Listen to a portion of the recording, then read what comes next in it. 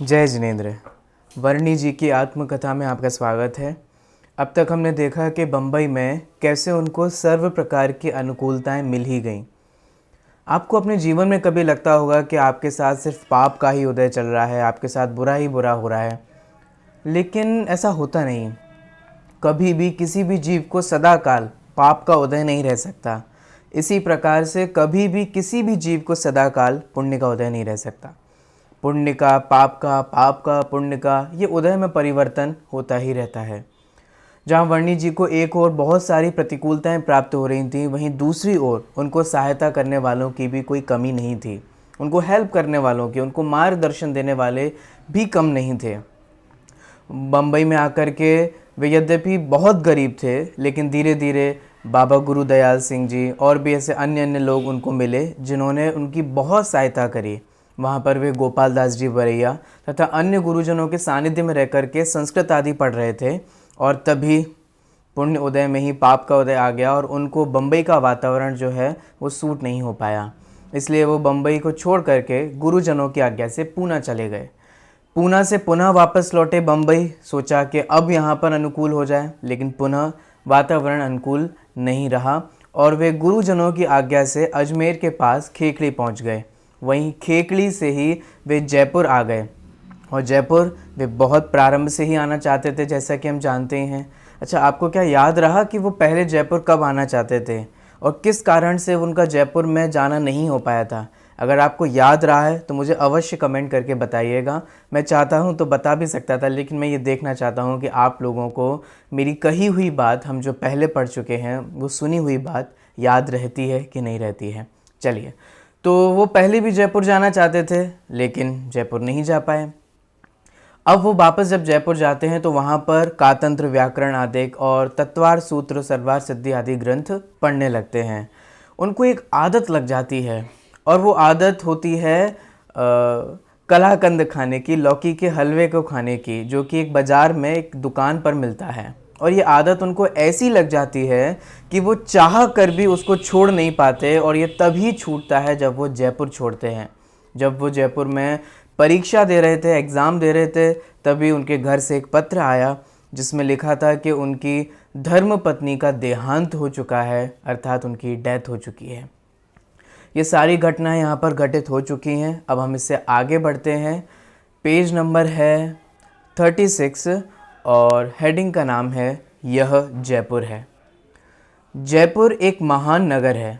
मैंने 3 दिन पर्यंत श्री जिन मंदिरों के दर्शन किए तथा 3 दिन पर्यंत शहर के बाह्य उद्यान में जो जिन मंदिर थे उनके दर्शन किए। बहुत शांत भाव रहे। यहाँ पर बड़े बड़े दिग्गज विद्वान उन दिनों थे, जैसे कि श्रीमान पंडित मोतीलाल जी तथा श्रीमान पंडित गुलजी काठ जो 50 वर्ष के होंगे। श्रीमान पंडित चिम्मन लाल जी उस समय थे जो कि वक्ता थे और सभा में संस्कृत ग्रंथों का ही प्रवचन करते थे। आपकी कथन शैली इतनी आकर्षक थी कि जो श्रोता आपको एक बार शास्त्र श्रवण कर लेता था, उसे स्वाध्याय की रुचि हो जाती थी। आपके प्रवचन को जो बार बार श्रवण करता था, वह 2 या 3 वर्ष में जैन धर्म का धार्मिक तत्व समझने का पात्र हो जाता था। आपके शास्त्र प्रवचन में प्रायः मंदिर भर जाता था। कहाँ तक आपके गुणों की प्रशंसा करें। आपसे वक्ता जैनियों में आप ही थे, यानी कि आपके जैसा जिन धर्म का निर्मल स्वरूप बताने वाले आपके जैसे आप ही थे। आप वक्ता ही ना थे, संतोषी भी थे। ये बहुत इम्पोर्टेंट बात यहाँ पर हमारे को समझ में आती है। वक्ता तो यूजुअली वे होते हैं जो दूसरों के लिए कहते हैं, है ना। वक्ता कहता है और श्रोता उसको सुनते हैं, लेकिन ऐसा क्या हो कि जो कहा जा रहा है उसको हम ही अपने जीवन में ना अपनाएं, तो यह उचित नहीं होता। जिनवाणी को पढ़ करके, समझ करके भी अगर हमारी कषाएं, हमारा लोभ, हमारी लोभी वृत्ति और संग्रह करने की वृत्ति और परिग्रह इकट्ठा करने की वृत्ति रहती है, तो हमें यह समझना चाहिए कि कहीं ना कहीं हमारे शास्त्र अभ्यास में दोष है। अभी मैं यहाँ पर धर्म परीक्षा ग्रंथ का स्वाध्याय कर रहा हूँ, जो कि अमित गति आचार्य द्वारा लिखा गया है। उसमें उन्होंने ये स्पष्ट शब्दों में कहा है कि धर्म उसी के रहता है जो क्रोध से क्षमा को जीतता है, कोमलता से मान को जीतता है, सरलता से मायाचारी को जीतता है और संतोष वृत्ति से लोभ को जीतता है, उसी के धर्म रहता है। तो यहाँ पर वर्णी जी कह रहे हैं कि वे वक्ता ही ना थे बल्कि संतोषी भी थे। आपके पक्के गोटे की दुकान होती थी, आप भोजन उपरांत ही दुकान पर जाते थे। इससे ही हमारे को समझ में आ जाता है कि वे संतोषी वृत्ति के थे। कैसे समझ में आता है? देखिए, बात सिर्फ भोजन करके दुकान जाने की नहीं है। सिंपल सी बात है कि जब वो मंदिर हो आते थे, पूजन कर लेते थे, स्वाध्याय हो जाता था, फिर भोजन करते थे और फिर भोजन करने के बाद ही निराकुल होकर के, निश्चिंत होकर के वे दुकान जाया करते थे। जबकि आज तो हम ऐसे लोगों को देखते हैं जिनको मंदिर जाने की फ़ुर्सत नहीं है, पूजन करने की फ़ुर्सत नहीं है, अथवा उनसे आप कहेंगे कि आइए भैया स्वाध्याय कर लीजिए, तो वे कहेंगे नहीं नहीं हमारे को दुकान जाना है, दुकान का समय है, अभी बहुत पीक चल रहा है, ये चल रहा है, वो चल रहा है करके हम अपने धर्म के समय को काट करके हम लौकिक चीज़ों में जाते हैं। और यहाँ पर हम देख रहे हैं कि वे संतोषी वृत्ति के थे और आराम से वे अपना धर्म करके, धार्मिक क्रियाओं को निष्पन्न करके ही वे व्यापार आदि में संलग्न होते थे। आगे बढ़ते हैं। जयपुर में इन दोनों विद्वानों का ही समागम ना था, किंतु बड़े बड़े गृहस्थों का भी समागम था, जो अष्टमी और चतुर्दशी को व्यापार छोड़कर मंदिर में धर्म ध्यान द्वारा समय का सदुपयोग करते थे। हम धर्म छोड़ करके व्यापार करते हैं और ऐसे भी लोग होते हैं, ऐसे भी गृहस्थ होते हैं जो व्यापार को छोड़ करके धर्म करते हैं। देखिए, वास्तव में ये जो हमारी इतनी वृत्ति रहती है कमाने की, इससे हमारे को यही समझ में आता है कि हम लोगों को हमारे पुण्य पर विश्वास नहीं है, अपने भाग्य पर विश्वास नहीं है।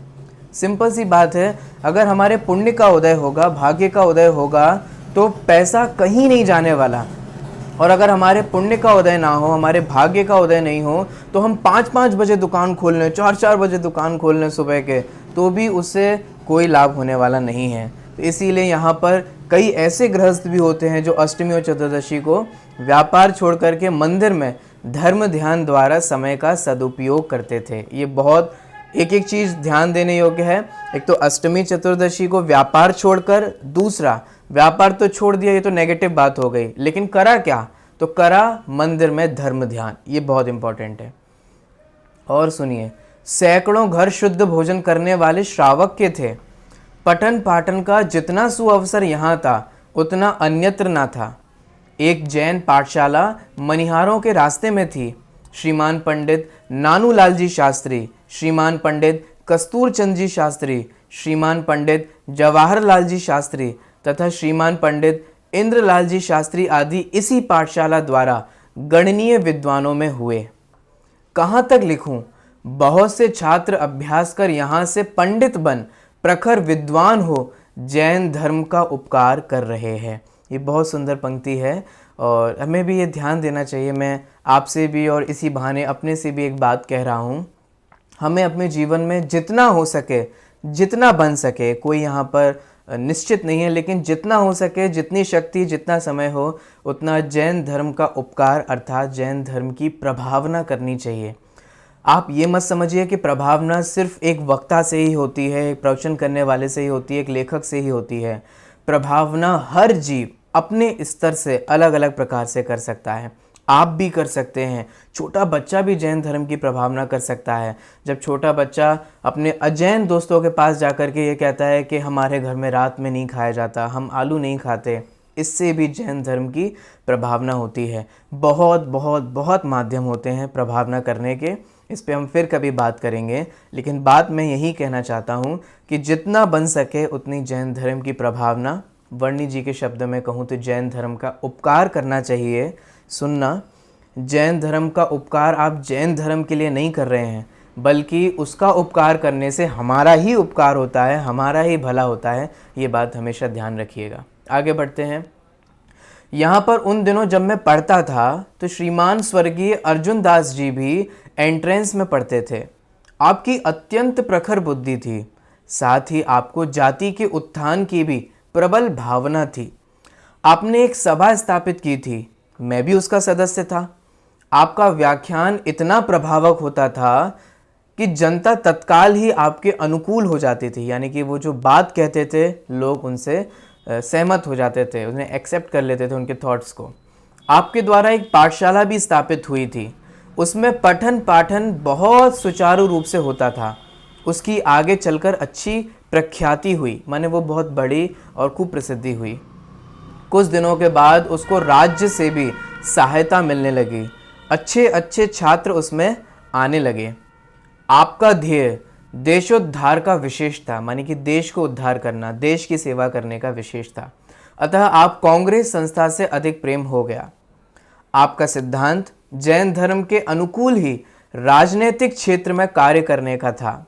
बहुत कम लोग ऐसे होते हैं जो इस प्रकार से भाव रखते हैं और इस प्रकार का बैलेंस रख पाते हैं। इससे आप विरोधी के सामने कायरता का बर्ताव करना अच्छा नहीं समझते थे। आप अहिंसा का यथार्थ स्वरूप समझते थे। अक्सर लोग कायरता को ही अहिंसा का स्वरूप समझ लेते हैं, लेकिन ऐसा नहीं है। अथवा दया को ही अहिंसा का स्वरूप समझ लेते हैं, करुणा को ही अहिंसा का स्वरूप समझ लेते हैं, जबकि ऐसा नहीं है। करुणा अलग है, अहिंसा अलग है, दया अलग है और अहिंसा अलग है। इस पर अपने आप में ही बहुत पर्याप्त चर्चा हो सकती है, लेकिन विस्तार भय से मैं अभी इन सब बातों को नहीं कह रहा हूँ। बहुधा माने बहुत से लोग दया को ही अहिंसा मान बैठते हैं। आपको अहिंसा और दया के मार्मिक भेद का अनुगम था, मतलब आपको ज्ञात था कि दया अलग है और अहिंसा अलग है। अच्छा चलिए एक छोटा सा काम करते हैं। अगर आपको पता है कि दया और अहिंसा में क्या अंतर है तो मुझे वो कमेंट करके अवश्य बताइएगा। चलिए मैं आप लोगों के विचार अवश्य जानना चाहूँगा। अगली हेडिंग है पेज नंबर 37 पर, महान मेला। उन दिनों जयपुर में एक महान मेला हुआ करता था, जिसमें भारतवर्ष के सभी प्रांत के विद्वान और धनिक वर्ग तथा सामान्य जनता का बृहत समारोह हुआ था। माने कि सब लोग एकत्रित होते थे, और बृहत माने बहुत बड़ा। गायक भी अच्छे अच्छे आए थे। मेला को भराने वाले श्री स्वर्गीय मूलचंद्र जी सोनी अजमेर वाले थे। वह बहुत ही धनाढ्य और सदगृहस्थ थे, यानी कि वो धनाढ्य माने बहुत पैसे वाले थे और सदगृहस्थ थे माने एक सच्चे श्रावक थे। आपके द्वारा ही 13 पंथ का विशेष उत्थान हुआ। शिखर जी में 13 पंथी कोटि का विशेष उत्थान आपके ही सत प्रयत्न से हुआ। अजमेर में आपके मंदिर और नसिया जी देखकर आपके वैभव का अनुमान होता है। मुझे भी एक बार मौका मिला जब मैं किशनगढ़ 10 लक्षण पर्व के लिए गया था। वहाँ पर अजमेर में एक बहुत ही सुंदर नसिया है जो कि फेमस है, उसे जैन और अजैन सभी लोग देखने आते हैं, जो कहलाती है सोनी जी की नसिया। वो पूरी नसिया जो आपको मिलेगी, बहुत अच्छा पंचकल्याणक भगवान के उत्सव आदि का सोने का पूरे बनाया हुआ है उन्होंने, देखने लायक है। अगर आपने नहीं देखी है तो उसको अवश्य देखिएगा, और आपको देख करके एक कैसे धनाढ्य जीवों का भाव होते थे भगवंतों के प्रति भक्ति करने का, ये सारी चीज़ें हम यहाँ समझ सकते हैं। कैसे वे अपने स्तर पे उन्होंने प्रभावना की वो भी हम समझ सकते हैं। सब अपने अपने स्तर से प्रभावना कर सकते हैं। देखिए, आप केवल मंदिर में ही उपासक ना थे, पंडितों के भी बड़े प्रेमी थे। माने मंदिरों के ही उपासक, माने मंदिर बनाने में ही ऐसा नहीं था, क्योंकि कई लोगों को सिर्फ मंदिर बना दिया, तीर्थ यात्रा में पैसे दे दिया, दान दे दिए, पूजन कर ली, बस इतना ही। लेकिन आप पंडितों के भी बड़े प्रेमी थे, यानी कि जो विद्वान हैं, शास्त्रों के ज्ञाता हैं, उनसे भी आपको प्रेम था। श्रीमान स्वर्गीय पंडित बलदेव दास जी आप ही के मुख्य पंडित थे, यानी मित्र थे।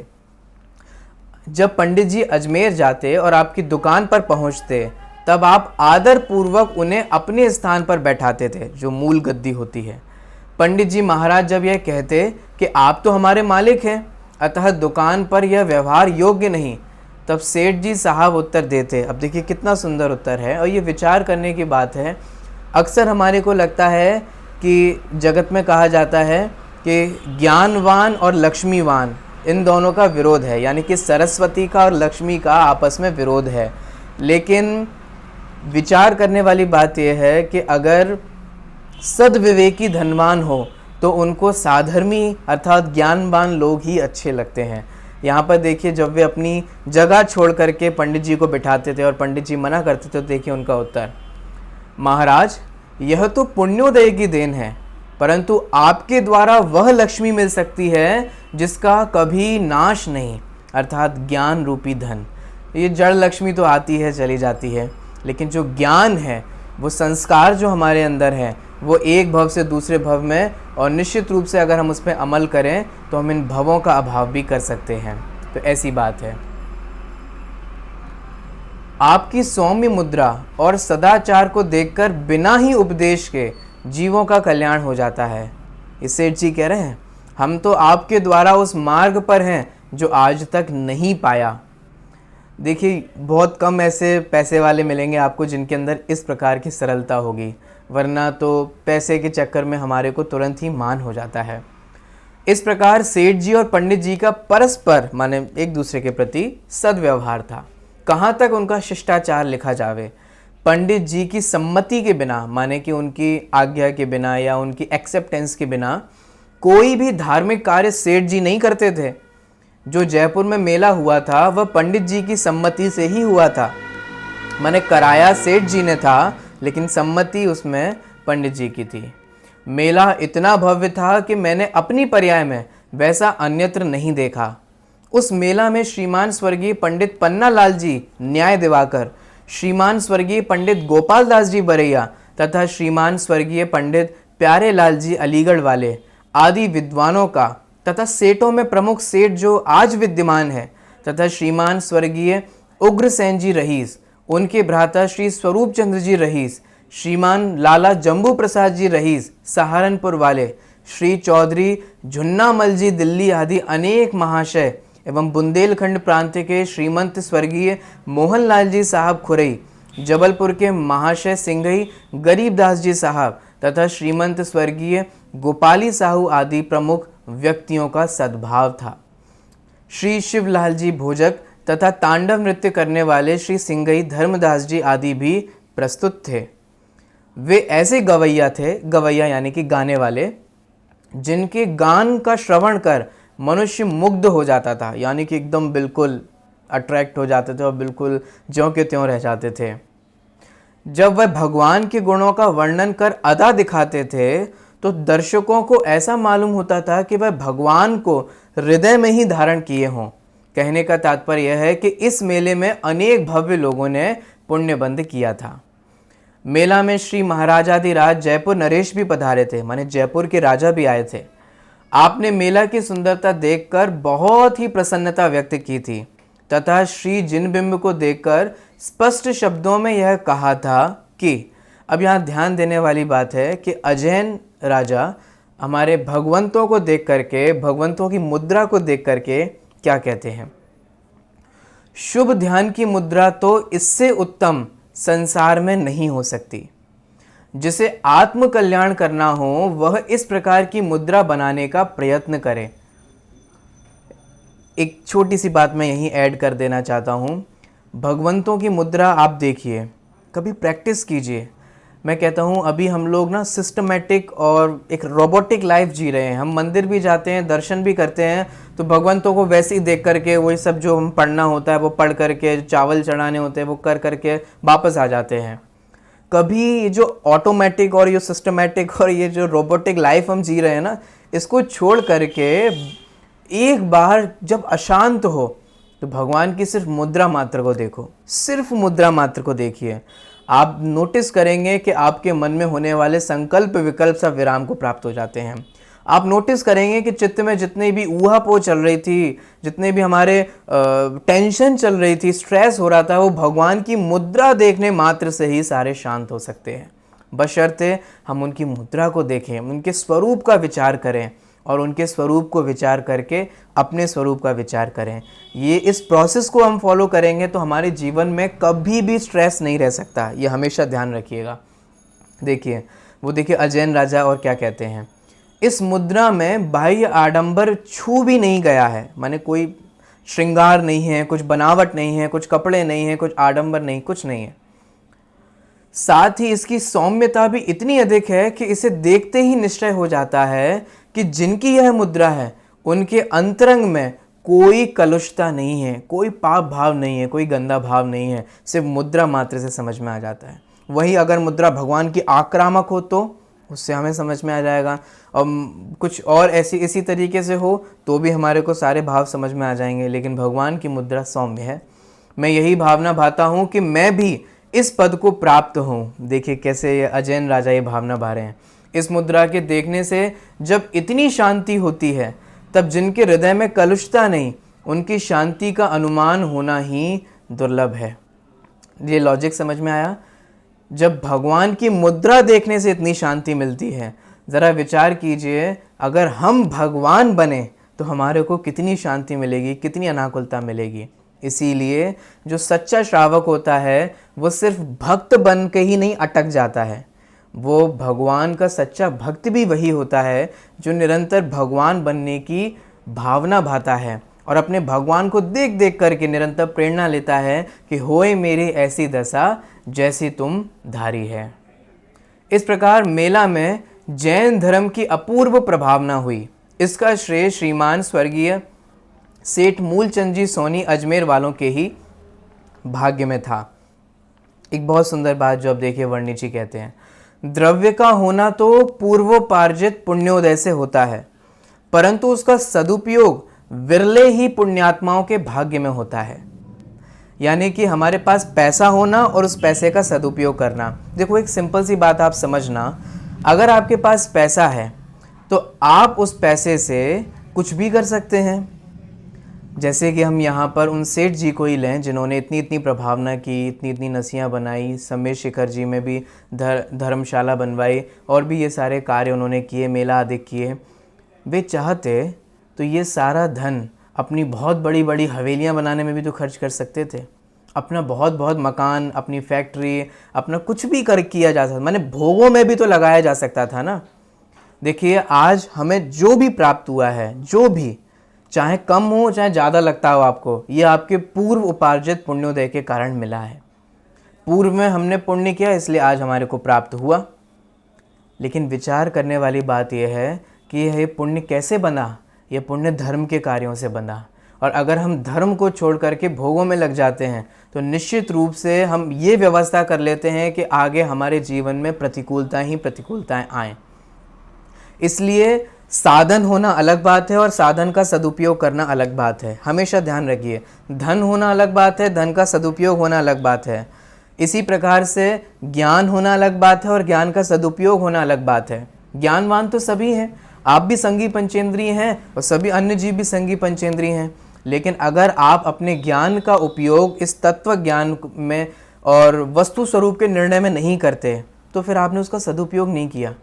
क्या आपको नहीं लगता कि आज आपको जो ज्ञान की प्राप्ति हुई है वो आपके पूर्वोपार्जित पुण्योदय के कारण हुई है?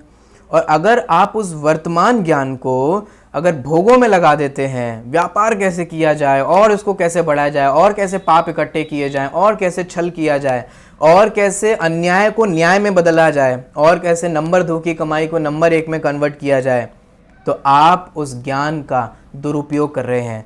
और जिस चीज़ का दुरुपयोग किया जाता है वस्तु स्वरूप ये निश्चित कर लेता है कि आपको उसकी प्राप्ति दोबारा नहीं हो। इसलिए बहुत सावधान रहिएगा, ये ज्ञान का जो दुरुपयोग है वो नहीं कीजिएगा। ऐसे बहुत सारे साधन हमें ये मनुष्य शरीर मिला, ज्ञान मिला, ये संयोग मिले, जैन कुल मिला, माँ जिनवाणी मिली और फिर भी हम इनका सदुपयोग ना करें तो ये हमारा ही दुर्भाग्य होगा। इसलिए साधन मिलना अलग बात है और इस साधन का सदुपयोग करना अलग बात है। हमें भी ये सारी चीज़ें मिली हैं। मैं आपके लिए यही भावना भाऊंगा कि हम इनका शीघ्र अतिशीघ्र सदुपयोग करते हुए अपने कल्याण के मार्ग को प्रशस्त करें। चलिए आगे बढ़ते हैं। मैं एक बार दोबारा पढ़ूंगा ये लाइन, मुझे बहुत अच्छी लगी। द्रव्य का होना तो पूर्वोपार्जित पुण्योदय से होता है। पूर्वोपार्जित का मतलब है पूर्व में जिसे हमने अर्जित किया हो वह पुण्योदय से होता है, परंतु उसका सदुपयोग बिरले माने बहुत रेयर लोग ही होते हैं और उन बिरले ही पुण्यात्माओं के भाग्य में होता है। ये विचार करिएगा। जो वर्तमान में पुण्यात्मा हैं वही मोक्ष मार्ग के अधिकारी हैं। संपत्ति पाकर मोक्ष मार्ग का लाभ जिसने लिया उसी रत्न ने मनुष्य का जन्म का लाभ लिया। माने ये सारे संयोग मिलकर के अगर हम मोक्ष मार्ग का लाभ ले पा रहे हैं तो ही हम बढ़िया हैं, तो ही हमने लाभ लिया, वरना तो बर्बाद कर दिया। खाने पीने, व्यापार करने, बच्चे करने, उनकी संभाल करने, अगर इसी में ही हमने अपना भव समझा तो आप निश्चित मानिए आप अपने भव को बर्बाद कर रहे हैं। अरे अपने बच्चों के लिए कमाना, उनके लिए भोजन लाना, उनकी रक्षा करना तो चींटी भी कर लेती है, पशु भी कर लेते हैं, पक्षी भी कर लेते हैं। आप घर बनाते हो, वो घोंसला बनाती है। आप पैसा लाते हो, खाना लाते हो, वो भी अपने चौच में भर करके अपने बच्चों के लिए खाना लाती है। क्या अंतर रहा? क्या हमारा जीवन सिर्फ इसीलिए ही है कि हम खाएं पिएं, भोगें और मर जाएं? नहीं, हमारा मनुष्य भव इसलिए नहीं है। हमें जो मनुष्य भव की प्राप्ति हुई है वो इसलिए हुई है ताकि हम मोक्ष मार्ग में आगे बढ़ सकें। अस्तु, यह मेला का वर्णन हुआ। अस्तु माने हाँ ठीक है, यहाँ विराम को प्राप्त होते हैं उस वर्णन से। अब इस प्रकार से यहाँ पर मेले का वर्णन समाप्त हो जाता है। अब यहाँ पर गणेश प्रसाद जी वर्णी जो हैं वो पंडित गोपाल दास जी वरैया के साथ रहेंगे, उनके संपर्क में रहेंगे। अब उनसे कुछ गलती भी हो जाएगी, कुछ नहीं भी होगी, वे कुछ सीखेंगे भी। अब वो क्या करने वाले हैं, उनकी लाइफ में क्या होने वाला है, ये बहुत इंटरेस्टिंग है। ये हम आगे के भागों में जानेंगे। अभी की बात को मैं यहीं विराम देता हूँ। आपने क्या सीखा ये कमेंट में अवश्य बताइएगा। मिलते हैं अगले भाग में, तब तक के लिए मेरा आपको सादर जय जिनेंद्र।